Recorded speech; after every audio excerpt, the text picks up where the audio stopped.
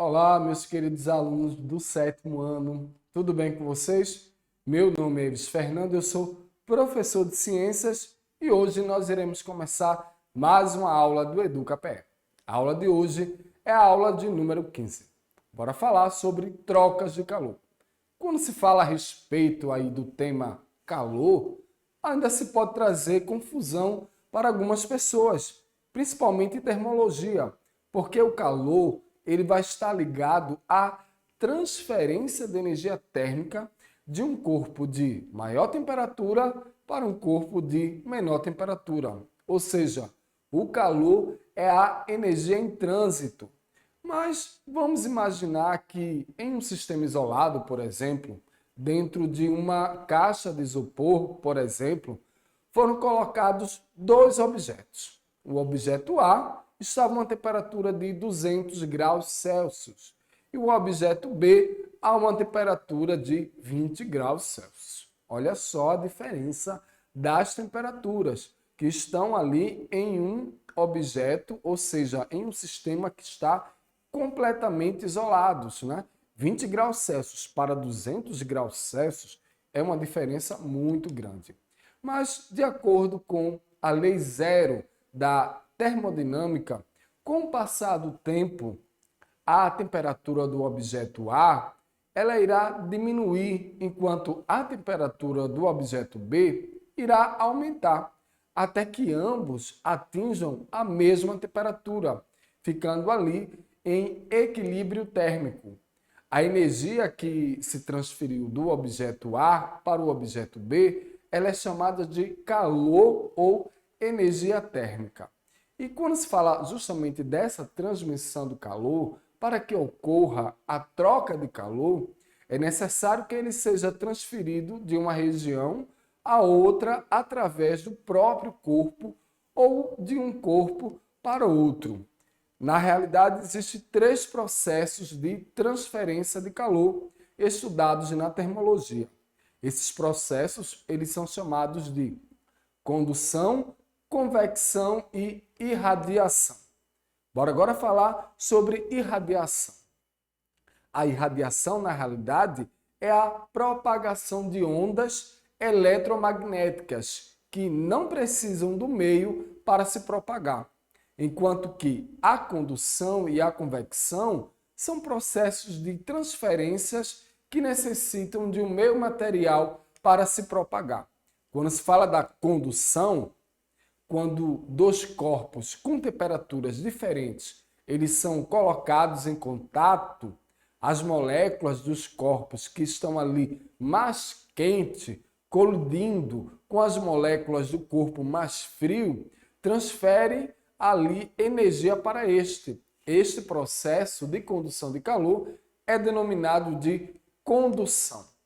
E no caso dos metais, além da transmissão de energia de átomo para átomo, existe a transmissão de energia pelos elétrons livres, ou seja, são os elétrons que estão mais afastados do núcleo e que são mais fracamente ligados aos núcleos. Portanto, esses elétrons colidindo ali entre si e com os átomos transferem energia com bastante facilidade. Por esse motivo, o metal conduz calor de modo mais eficiente do que outros materiais. Bora agora falar de outro processo de troca ali de calor, que no caso é a convecção. Da mesma forma que o metal, os líquidos e os gases são bons condutores de calor. No entanto, eles transferem calor de uma forma diferente. Esta forma é denominada convecção. Esse aí é um processo que vai consistir justamente na movimentação de partes do fluido dentro do próprio fluido. Por exemplo, vamos considerar ali uma vasilha que contenha água a temperatura inicial de 4 graus Celsius. Sabemos que a água acima de 4 graus Celsius, ela se expande. Então, ao colocarmos essa vasilha aí sobre uma chama, a parte de baixo da água ela se expandirá, tendo sua densidade diminuída. e assim, de acordo com o princípio de Arquimedes, subirá. Esse aí é quando a gente fala da convecção.